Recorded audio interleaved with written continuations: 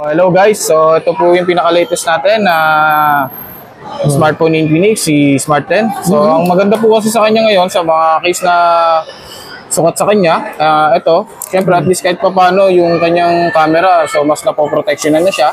And also yung kanyang mga gilid, so once na nababagsak siya or accidenting nababagsak guys, syempre mas ano na siya, mas safe na siya dahil nakakapag-absorb na siya ng mga shock, gano'n, yung mga impact.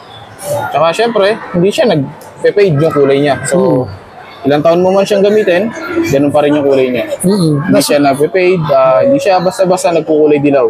Okay. Pero meron pa siyang meron pa siyang ring dito, which is pwede natin siyang gamitin for standee. Yan.